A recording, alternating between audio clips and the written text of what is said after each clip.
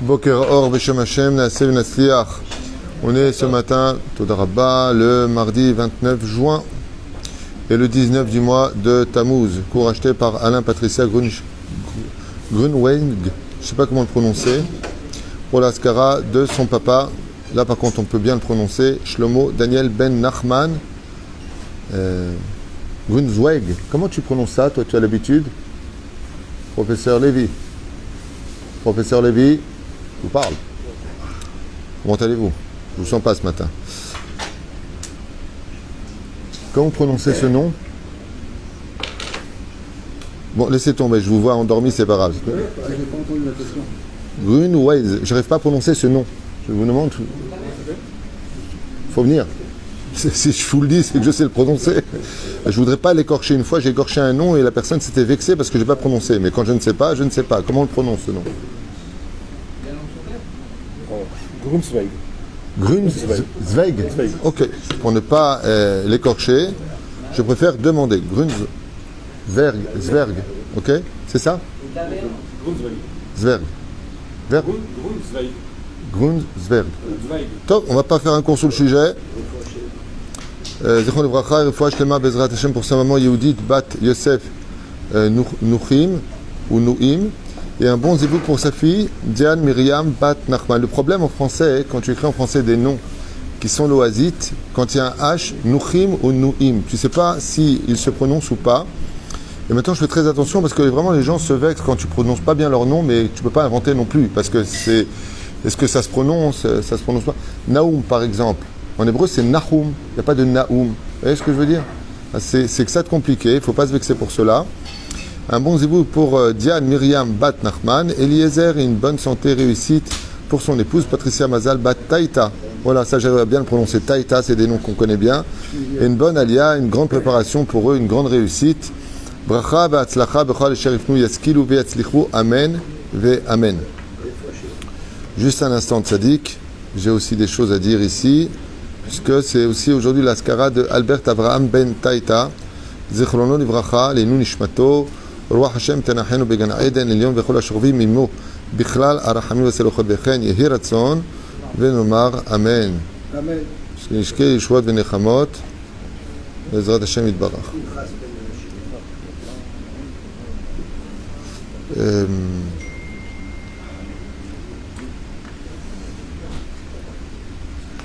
Demande refoua shlema pour Benjamin, Yosef, Ben Rivka, refoua shlema achlama meira lekol chol Israël. Pinchas Ben Shimon pour refoua shlema, nachon. Bezrat Hashem Yitbarach, qu'on n'ait que de bonnes nouvelles. Lekol echad b'mnei Israël, refoua shlema pour Moratimi, Viviane Batester Ayekara, Sarata Levotfat Miriam.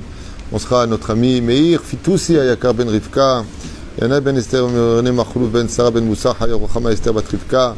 Julio Ben Yasmin, Yadon, Robin, Amos, Abraham, Haïm Ben Malka, Uriel, Rivka, Haya Bat Esther, Baruch Ben Soufan, Baruch Ben Ruth Soufan, Meir Ben Ruth Soufan, Foua Shlema, Lama Meira, Briut Etana, Richut Jamim, Shem Varech Otra, Dvora, Bat Rivka Zawi. Zibou Gagoun, Kolam Israël, une belle alia pour tout le monde, que de la réussite, le Nishmat, Gissi Ayakar, Georges Elman Simcha Alice. Yalla. On va parler d'un sujet qui nous tient à cœur et bizarrement qui tient beaucoup à Kadosh Baruch Hu à cœur. C'est ce qu'on appelle les vacances. Parce que les gens commencent à se préparer en vacances, il y en a déjà qui sont partis, il y en a qui comptent partir, il y en a qui ne peuvent pas partir. Hein? Alors vous savez qu'en hébreu, très brièvement, il y a deux façons de dire le mot vacances. Vacances. Les vacances. Un problème de prononciation ce matin aussi. L'esprit sort de moi. Les vacances se disent aussi bien chofesh que nofesh. Le problème du mot chofesh, c'est qu'il a une grande signification, c'est-à-dire libre. Le mot chofesh, ata chofshi, tu es libre. Et donc, le mot chofesh, partir en chofesh, c'est négatif. Parce que si tu es libre, la question c'est t'es libre de quoi? La majeure partie des gens qui partent travailler partent avec leur portable, qui est leur bureau principal, leur ordinateur de poche, si vous préférez, et ils continuent à bosser. Donc la question c'est, de quoi on est chofshi? Je vous dis franchement, une partie des gauchistes de notre pays a utilisé le mot chofesh de la tikva sur le domaine péjoratif parce que c'est vrai que sur l'étymologie du mot chofshi, chofesh, eux ils ont dit nous sommes quittes maintenant, on est libre, débarrassé chas v'shalom des mitzvot. Et c'est comme ça que les smolanim, les gauchistes ont vu en Israël Am chofshi be'artzenu, un peuple libre. Mais libre de quoi? On a toujours été libre. Seulement, le seul problème qu'on a, c'est que dans la Torah, celui qui est libre, c'est uniquement celui qui est dans la Torah. C'est-à-dire que le judaïsme nous apprend de façon générale que celui qui n'est pas dans la Torah est un prisonnier de son Yetzer Hara. Il est prisonnier de ses pulsions. Il est prisonnier de sa colère. Il est prisonnier de toutes ses ta'avot, de toutes ses envies. Lui, il croit qu'il est libre. Ouais? Comme par exemple, il ne se lève pas le matin. Alors il croit qu'il est en vacances parce qu'il va dormir. Pas du tout. Tu es prisonnier d'un Yetzer Hara qui t'a dit « Couchez, la papate. Fais ce que je te dis. » Par contre, être un homme libre, c'est quelqu'un qui est capable d'aller au-dessus de ces trois socles que sont les Yetzer Hara, qu'on appelle les envies, les honneurs et la sexualité, excusez-moi pour l'employer. Donc ces trois points-là qui sont les trois socles du Yetzer Hara, les Ta'avot, le Mishgal et la Achila, il y en a qui disent, comme Rabbi Nachman, donc c'est quelqu'un de libre. Quelqu'un, par exemple, je donne un exemple, ok? Il est en train de manger un plat, pour que vous compreniez bien l'image. Et maintenant, on voit que pour sa santé, c'est pas bon. Il a pris déjà beaucoup de poids. Et c'est très bon. Il est en train de manger un couscous boulette, franchement. Il kiffe. Et il dit, je veux bien encore un plat. Sa mère, elle lui dit, Yaoul dit, ça y est. Non, ça vas-y, donne-moi un plat, donne. Je vous pose une question. Qui est libre? Celui qui ne peut pas s'empêcher de reprendre un plat parce que c'est bon, ou celui qui est capable de dire non, ça y m'explique, c'est pas bon pour la santé? Une question simple. Toi, tu dis le premier, c'est-à-dire celui qui ne peut pas s'empêcher, lui, il est libre. T'as rien pigé.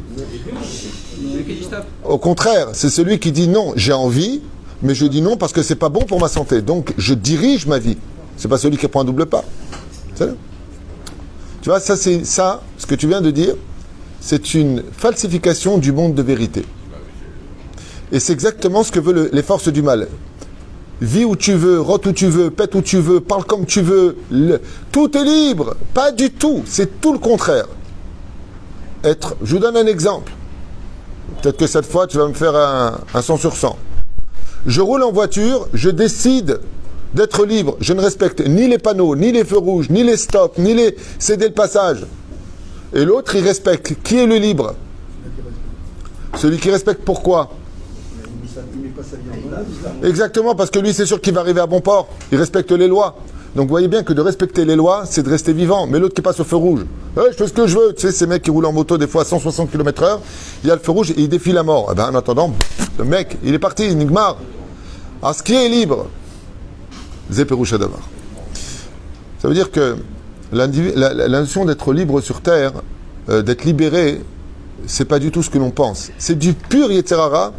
Et tu vois, un homme d'expérience comme toi, t'es tombé toi-même dans le piège. Un homme libre, c'est celui qui veut manger, je mange encore. Mais pas du tout. Tu vas te condamner. Tu vas te condamner à quoi? À avoir un malaise, à avoir ceci. Être libre, c'est par exemple, quelqu'un, je donne un exemple qui dit, demain je commence mon régime, je perds 10 kilos. Et il perd 10 kilos. Et l'autre il dit, demain je commence mon régime, je perds 10 kilos. Et il prend 10 kilos. Je vous pose une question. Qui est l'homme des deux? Le premier ou le deuxième? J'ai fait le contraire. Attends, tu dis le? Oh mon Dieu. Toi, tu dois t'entraîner à la maison. Tu dois t'entraîner à la maison. J'ai fait ça exprès pour toi. J'ai dit, comme tu dis tout le temps le premier. Ah, t'as fait exprès, j'ai eu peur. Hein, parce que j'appelle Martine, là. C'est pas possible. C'est sa femme, c'est qui sa maîtresse? C'est sa femme, c'est Martine. C'est qui Martine? Mais la reine. Vadaï qu'une personne qui dit demain je fais mon régime, je perds 10 kilos, demande à toutes les épouses, elles te diront ça c'est un homme, c'est quelqu'un qui dirige ses pulsions. Diriger ses pulsions, c'est ça être libre. Se laisser aller dans sa colère, dans ses pulsions, dans tout ce que nous avons envie, tout ce que nous désirons, ça c'est être prisonnier de quelque chose que je ne contrôle pas. Quand une femme elle te dira par exemple moi je suis colérique, c'est Benzemayesh, c'est une esclave de sa colère. Quelqu'un de libre, c'est quelqu'un qui se retient.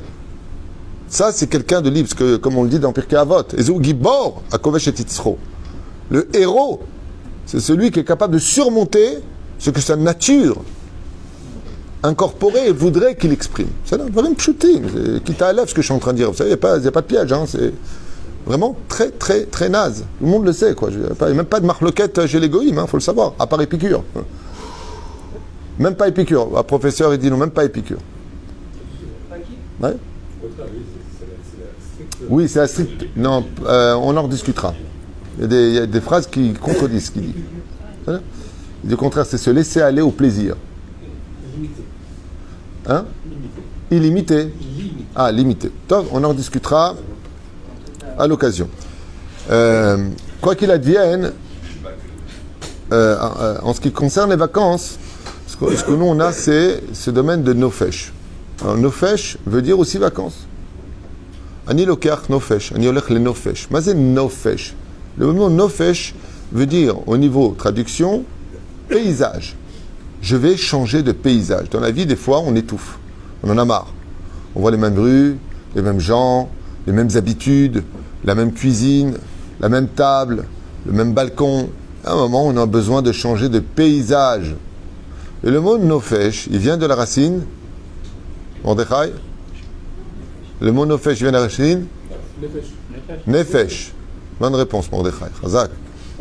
Nefesh. Ça veut dire que j'ai besoin de renouveler mon nefesh. Donc ça veut dire quoi? Si je renouvelle mon nefesh, ça veut dire que je vais prendre avec moi, Baruch Hashem, une itchatshut, c'est-à-dire un renouvellement de plaisir pour mon âme. En d'autres termes, Dieu aime les vacances du juif. Pourquoi? Parce qu'il renouvelle son âme.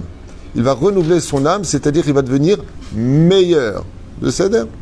Pour cela que la différence qu'il y a entre les vacances du juif et les vacances du non-juif ou du juif non pratiquant, c'est Shamaim Va'aret.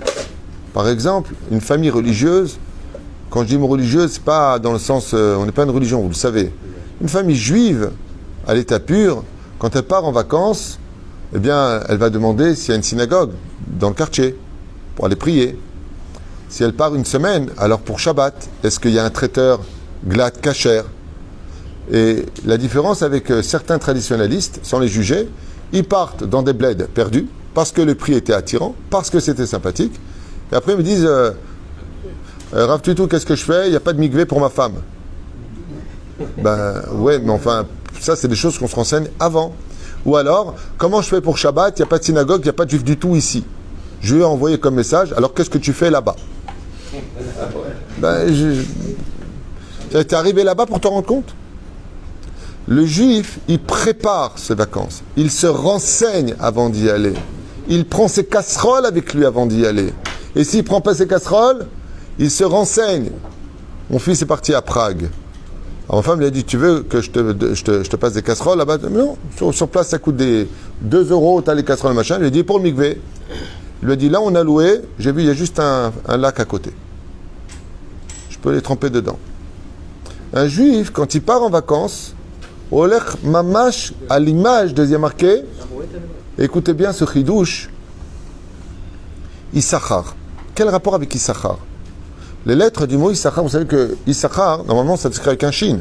Et là, il y en a deux shin. D'accord? Pour Issachar, normalement, c'est Issachar, c'est avec un shin. Et là, il y a 2 shin. Pourquoi? Pour qu'on puisse le prononcer Yesh Sachar. Il y a un salaire. C'est un chidouche. Quel est le symbole d'Issachar dans la Torah? Mordechai? J'ai dit Mordechai? Shrek?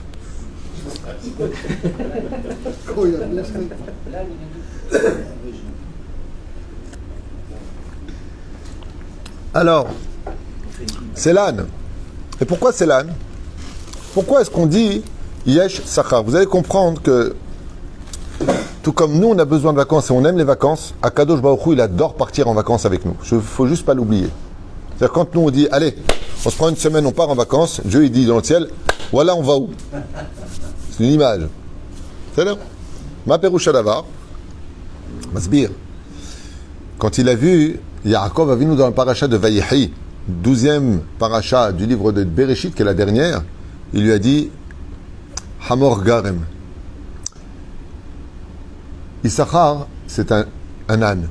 C'est juste le plus érudit de tous les 12 tribus d'Israël, et lui dit c'est un âne. C'est vachement sympathique comme compliment pour quelqu'un qui est assis toute la journée à étudier la Torah. Pourquoi lui dit c'est un âne?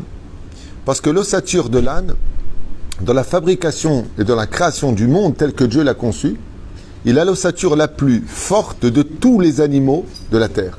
L'âne. Oui, pas pour rien que Shimshon a pris une mâchoire d'âne et qu'il a transpercé 1000 casques en fer avec cette mâchoire d'âne. Son ossature, c'est pour ça d'ailleurs que les animaux de transport pour les longs voyages n'étaient ni les chameaux, ni les chevaux, ni les bœufs.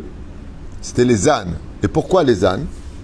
Parce que l'âne, quand tu le charges et qu'il a besoin de se reposer, contrairement aux autres animaux comme le cheval, tu n'as pas besoin de descendre sa charge de son dos.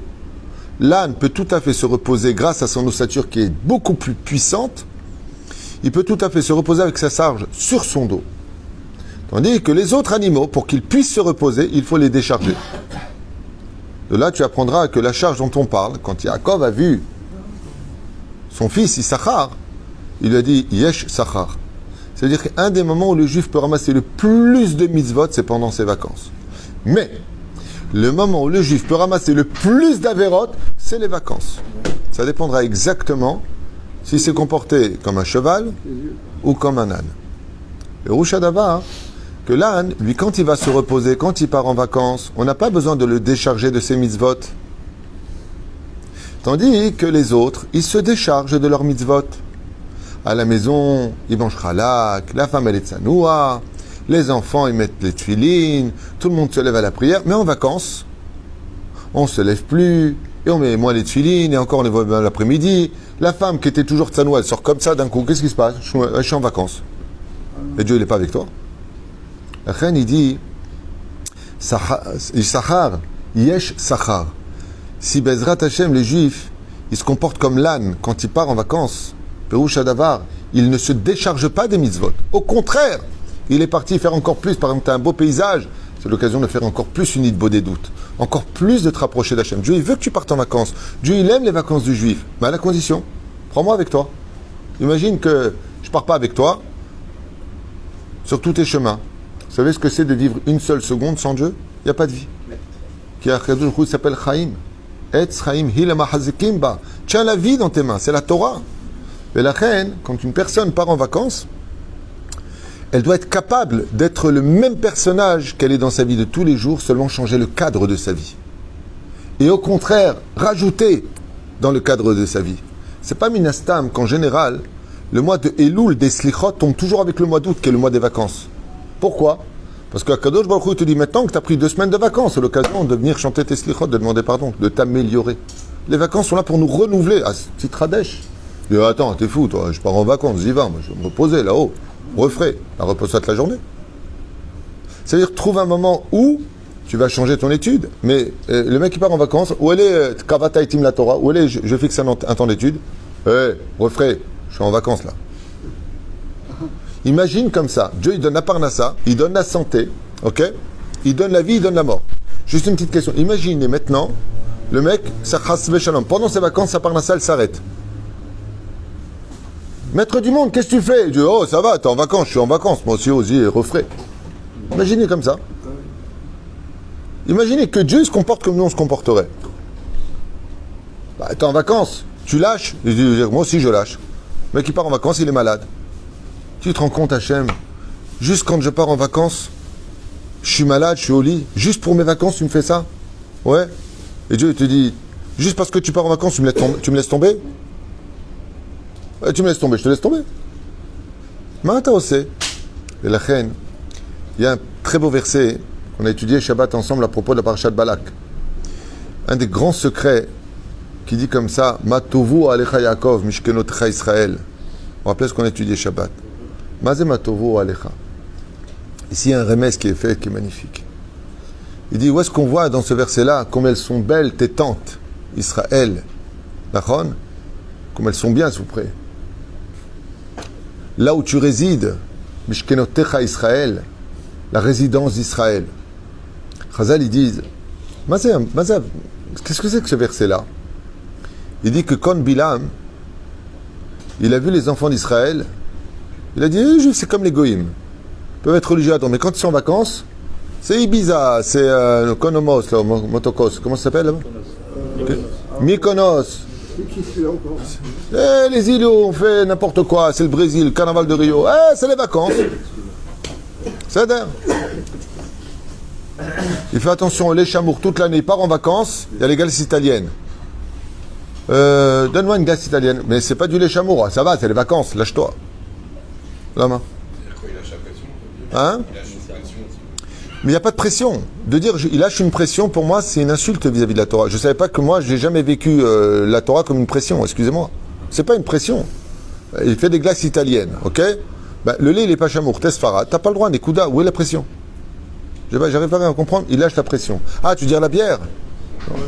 Non, mais comment on fait pour se renouveler si on reste dans le même CDR? Hein? Comment on fait pour se renouveler si on reste dans le même CDR? On se lève à la même heure, on fait la même fila, on étudie les mêmes choses. Comment on arrive? Parce que vous avez dit l'écart des vacances, c'est d'arriver à se renouveler. Si finalement on ne change rien, comment on se renouvelle? Mais c'est pas qu'on change rien, on améliore tout, donc on a changé quelque chose. Quand on part en vacances, la journée, l'année, on n'a pas le temps de s'occuper bien de nos enfants et de notre femme. Donc quand tu pars en vacances, c'est pourquoi? Pour gâter ta femme, vivre une histoire d'amour avec elle, de partager de l'étude. Enfin, tu as du temps pour elle. Enfin, tu as du temps pour... Et qu'est-ce qu'on fait en vacances? Tu veux savoir la vérité? On est avec nos portables, on voit plus de films, on voit encore plus n'importe quoi, et on n'a toujours pas le temps pour nos enfants, on n'a toujours pas le temps pour notre femme, on a tout le temps... On vit dans un monde de Yetzer Hara Atsoum. Et c'est pour ça que je vous dis que les vacances, c'est un examen. C'est-à-dire quelqu'un qui veut savoir où est-ce qu'il en est vraiment dans son judaïsme, c'est pendant les vacances qu'il y a un examen. Pourquoi? Et c'est ce qu'a dit Bil'am. Quand il a vu le peuple d'Israël qui partait en vacances, il dit, oh, il était dans les Tahanot. Il dit, Mazé, il dit, oh, Alecha. Mazé, oh, Alecha. Alors, quand tu vas à l'hôtel, ou tu prends une maison, tu prends un tzimmer, ok? C'est kavua, c'est fixe ou c'est temporaire? C'est temporaire. Quelle est la maison qui définit le temporaire? La tente. Azema Shekatou. Wow! Il dit Bilam, Matouvo. Ce qu'il est spécial, ce peuple. O Alecha. Il y en a qui disent O Alecha, c'est le Bet Midrash, c'est la synagogue. Il y en a qui traduisent et qui disent O Alecha, c'est la maison temporaire. Et quand est-ce que le juif il est dans une maison temporaire? Quand il part en vacances. Mais la reine, il a dit Matouvo. Waouh! Les juifs, quand ils partent en vacances, Ezetov yesh lahem, yesh sachar. Là-bas, ils ramassent un maximum de sachar. Là-bas, Mishkenotecha Israël, ils prennent leur conduite de l'année. Mishkenotecha, là où ils vivent, le Mishkan, la maison là où ils sont, tout est cachère en général. Là-bas, ils séparent les lits de la Nida. Mais qui part en vacances avec sa femme, c'est-à-dire 2 semaines, sa femme lui dit 2 semaines avant, pendant les vacances, qu'elle est Nida. Il est dans ma côté. Pourquoi? Il n'y a pas de lit. Bon, ça va, c'est les vacances. Je ne vais pas aller dans l'autre chambre à côté. On n'est pas venu pour être séparés. Aval Slicha, elle est Nida. Excuse-moi. Elle est Nida. Mata Ose. C'est là. Mata Ose, l'homme vin. Elle est Nida, ta femme. Ouais, ça va, c'est les vacances. Quand on retournera, on séparera les lits. Aval c'est l'onachon. Là-bas, il faut savoir une chose. On part pas. Qu'est-ce qui se passe? Vous avez eu des cas comme ça ou les gens... Non, c'est des cas.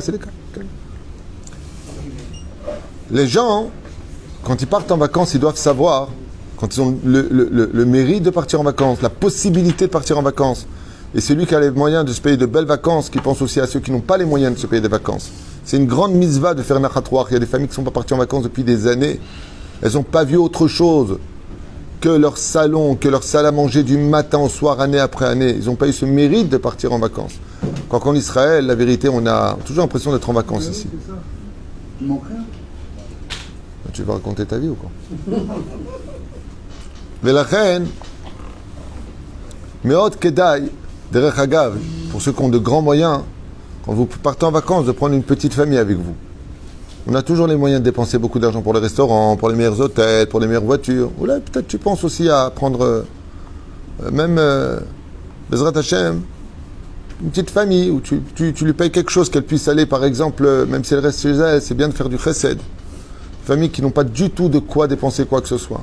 C'est un petit billet de 1000 shekels, 1500 shekels, voilà, c'est pour vos vacances. Maintenant, ils ne vont pas partir en vacances avec. Ils ne pourront pas, Barour qui ne pourront pas partir en vacances. Mais au moins, ils pourront aller, par exemple, amener les enfants au zoo. Qu'est-ce que tu vas faire au zoo avec les enfants? Voir sa famille? Non. Tu vas faire aux enfants. Tu fais, par exemple, à ton fils, dis-moi les animaux qui sont cachers, et tu notes combien d'animaux cachers qu'on va faire le zoo. À Jérusalem, il y a un très beau zoo. Note-moi combien d'animaux cachers tu as vu dans le zoo. Et là, ça devient, bichlal, comme si tu es au Talmud Torah. C'est une étude de connaître les animaux cachers des animaux non cachers. Mais pour monter à Jérusalem, il faut de l'essence, il faut prendre le bus, il faut acheter au moins commander une pizza, quelque chose. Achen tov meod chesed gadol. Il y a des familles qui sont à bout. Celui qui peut, Bezrat Hashem, il dit voilà, je ne peux pas t'emmener avec moi en vacances, mais c'est pour vous que vous poussiez un petit peu, passer au moins 2-3 jours, faire un pique-nique, quelque chose. Bezrat Hashem Yitbarach, des mitzvahs de la méode, des gens qui sont à bout. Mais pas attention, le mec il a de l'oseille, il dit allez, prends les vacances, je t'ai pris des billets pour Ibiza. Hazve Shalom. Oy vavoy lo biyomadin. De payer des vacances qui sont remplies d'avérotes, chas vechalila vechas, de vivre une telle chose. Il y a des gens religieux que je connais personnellement, quand ils ont des vacances, c'est pas une blague, ce que je connais personnellement, ils vivent dans le Tzafon. Quand ils ont des vacances, ils travaillent toute l'année. Quand ils ont des vacances, ils finissent 2 masertot. Ils passent leur temps à étudier. Ils prennent un endroit, les enfants, ils ont de quoi jouer, ça ne veut pas dire qu'ils ne sont pas avec eux. Ils donnent 2-3 heures par jour à l'éveil, que tout le monde le fasse. 3 heures par jour à leurs enfants. Le reste du temps, ils étudient la Torah. Ils sont assis et ils étudient. Schuttenstein, ils étudient les Gemarot, ils étudient. Alors une fois, j'étais à Jérusalem. Et qu'est-ce qu'ils font? Dans le monde religieux, ils s'échangent des appartements. Celui qui est à Jérusalem, il veut aller dans le nord. Et il y a des sites pour cela. Il dit voilà, moi j'habite dans le nord, si tu veux venir, et toi tu habites à Jérusalem. Tu prends mon appartement, je prends ton appartement. Personne ne paie, ils n'ont pas les moyens de payer. Et c'est comme ça que j'avais des amis qui ont fait ça. Et plusieurs fois je suis parti le voir quand je vivais à Jérusalem, tout le temps en train d'étudier. Mata aussi me dit, pour une fois que j'ai des vacances, je n'étudie pas. Je suis à Jérusalem. Et le Kotel, ils ont fait visiter le Kotel, ils ont visité Baruch Hashem, ils sont partis au Midrechov, ils sont partis à Ben Yehuda, ils ont mangé des glaces italiennes, Baruch Hashem, américaines, je ne sais pas comment ils appellent ça. Glad Kacher, avec la Katsefet. Mais nous, Me'achaim. Là, Mano, il y a une grande mitzvah d'être heureux, il y a une grande mitzvah de visiter Eretzraël, il y a une grande mitzvah d'être avec le sourire, de donner de la joie aux gens. Au contraire, juste, n'oublie pas, n'appelle pas tes vacances Chofesh, appelle-les Nofesh. Bezrat Hashem, que tu le mérites de renouveler ton âme. Et d'avant de partir en vacances, tu vérifies d'abord si là où tu vas, il y a une bête à Knesset, il y a où acheter kasher, il y a des kilim qui sont kasher. Moi, je suis stupéfait des coups de téléphone que je reçois pendant les vacances. Alors, plutôt, on a pris un timer, qu'est-ce qu'on fait pour le four, comment on peut le cachériser? Alors, plutôt, est-ce qu'on peut prendre des ustensiles qui sont comme ci, comme ça? Si j'achète uniquement l'ustensile, juste pour aujourd'hui, est-ce que je vais le tremper au mikvé? Les gens, ils sont en vacances. Mais c'est extraordinaire de penser à cela. Alze yesh sachar. La personne, elle part en vacances et elle s'inquiète. Et elle s'inquiète. Une personne, je vous raconte l'an dernier, il a trouvé un timmer avec piscine, c'est-à-dire une maison. Un timmer, c'est une maison que tu loues, qui est fait pour ça. Airbnb, je crois qu'on appelle ça en français. Un gîte, ok. Et un prix extraordinaire. Tout était parfait. Dans le nord d'Israël. Qu'est-ce qu'il a fait le père? Il a dit non, moi j'aime pas les mauvaises surprises. Il prend sa voiture et il part dans le nord voir où ils allaient louer la maison. Il part, ouais. Quand il arrive là-bas, il voit qu'il y a une barrière, une clôture, et il demande la maison d'à côté, est-ce qu'elle est louée aussi pendant les vacances de telle date à telle date? On lui dit oui. Et il dit, qui a pris la location? Il lui a répondu 4 filles. Il y a 4 filles qui ont pris. Il y a 4 filles qui ont pris l'appartement. Il est revenu, il a dit à sa femme, et là on ne peut pas aller. Il dit là-bas, il y a 4 filles à côté, on n'est pas, sortez de sa noix, on a des enfants. Lola tset. Amartilo, eze sachar, eze bnei adam, alza amarma tuvo alecha. Quand il voit la tente d'Israël, qui est une tente qui est araï, c'est-à-dire un lieu qui est temporaire, c'est une allusion aux vacances. Le juif, il se comporte comme si qu'il était à la maison. C'est pas il mange kasher à la maison, il mange taref dehors, hasve shalom. Et même quand il part en vacances, on a l'habitude, allez, lâche-toi un petit peu, ça y est, c'est bon, toi, ta Torah, toi et ton judaïsme.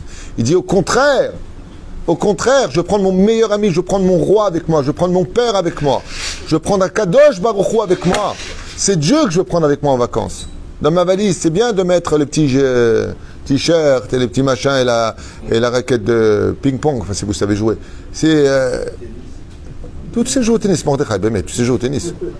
Tu fais le filet. Tu sais jouer au tennis? Sérieux?